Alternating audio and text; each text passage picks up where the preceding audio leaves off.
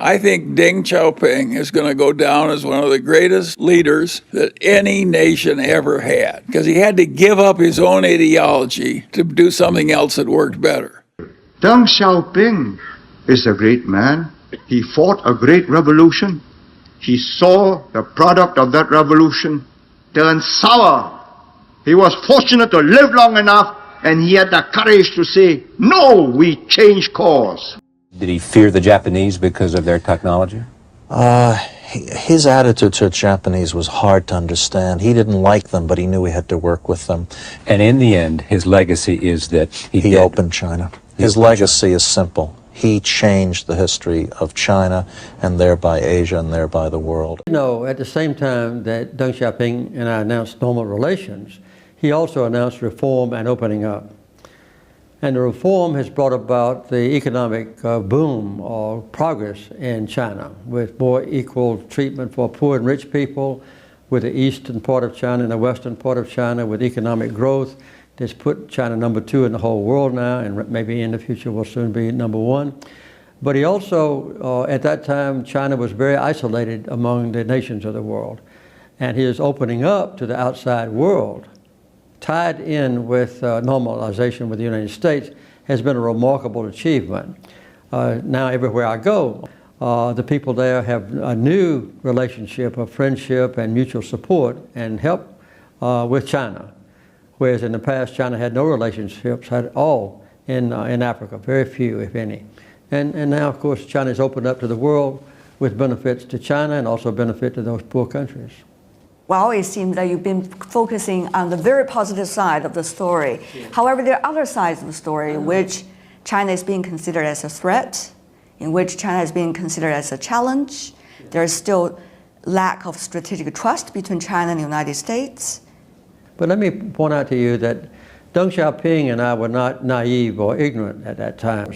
And we knew that China and the United States had different culture, different ancient history, different form of government, different interests. United States, highly developed country. China was a very backward economic country at that time. We saw the differences. So we anticipated that in the future there would be many differences between our two countries. But we also realized, I think accurately, that the things that bind us together for peace and progress are much more important than the things that divide us one from another.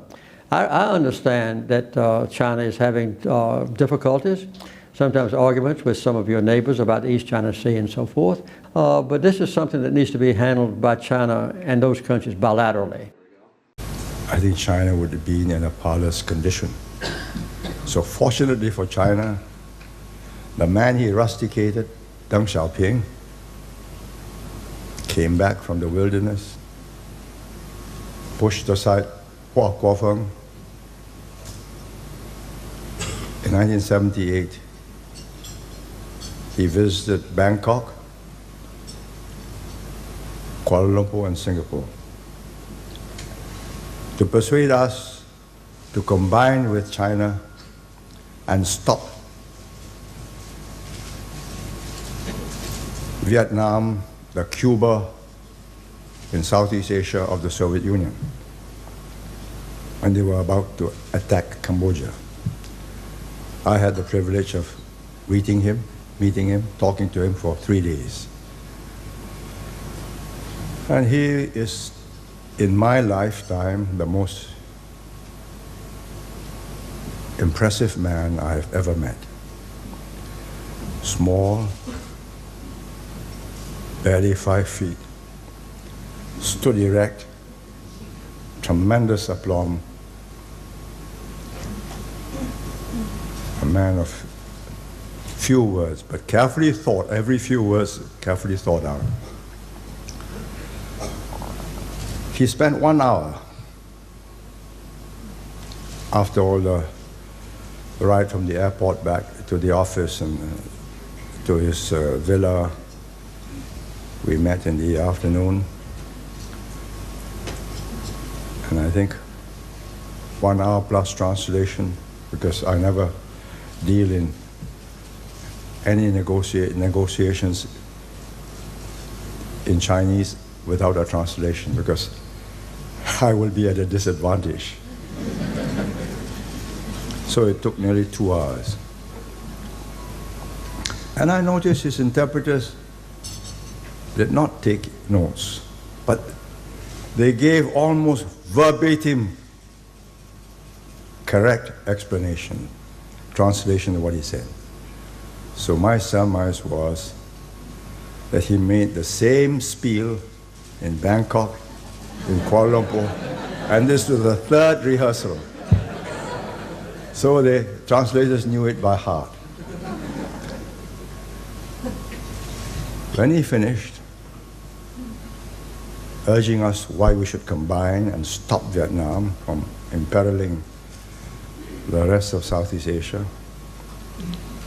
it was about 6:30. I said, would you like me to respond now?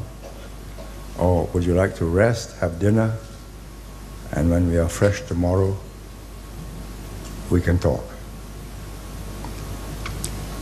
He thought I wanted to have time to think about what he had said, which is partly true. Just like, we'll have dinner. So we spent the evening talking, and I said, you must come to Beijing again. I'm sorry I wasn't there when you came. I was kept out of the capital. I went there in May 1976 to meet Mao Zedong, and he wasn't there. But he said, never mind, come again. I said, when China has stabilized and growing, I will come again. So, oh, that will take a very long time. Come now. He's a very forthright man. So I decided the next day that I'll come straight to the point. I told him, you have explained to me why we should all combine in Southeast Asia and join you in blocking the Vietnamese who are wicked and wanted to capture Cambodia. Now I will tell you what my neighbors want to do. They want me to join them and confront you, not the Soviet Union. The Soviet Union is thousands of miles away, and the Soviet Union has no broadcasting station, egging, urging, agitating communist parties in Southeast Asia to overthrow their governments. You are, from your radio stations in South China. I did not know then that the radio stations were not in Yunnan, but in Changsha and Hunan, which we later discovered. He said, and as long as you are doing that and sending them money to buy arms and doing all these things, it's most unlikely that I'll be able to persuade them to join you. So, having met Hua Guofeng in Beijing in a long encounter, I had expected a blustering reply, because Hua Guofeng, he captured me after sending me off to the Great Wall. I went to the Great Wall, then they gave me lunch at the Ming Tombs, so hot, dusty. I downed beer, then I arrived back at the guest house at Tiao Yu Tai. I said, meeting. Oh? This was regular. Having had to deal with communists in Singapore, I knew exactly what they were up to. They first made me tired, and they said, now we'll have a meeting. So I said, okay, right. I said, I'll wash up first. Went up, cleaned up, freshened up, drank a lot of Chinese tea, sat down and listened to him. I said, now I have something very serious to talk to you. I hear you are in military alliance with Taiwan. I said, oh? He says, yes, your troops are there. So he went on a great speech. He says, Taiwan belongs to China. I said, yes, we know that. But the de facto control is with the nationalist government, and I have to go there and deal with them. So he says, it's a very serious matter. I said, we are not training with the Taiwanese troops. We are not in alliance with Taiwan. We're just training by ourselves because we are so small. If we fire our artillery guns, they go 20 miles. We're already across our border. So we have to go somewhere. I decided to counterattack. I said, by the way, you told me yesterday that communists never interfere in the activities of other countries. Why are you giving arms and support to the Malayan Communist Party to overthrow the Singapore government?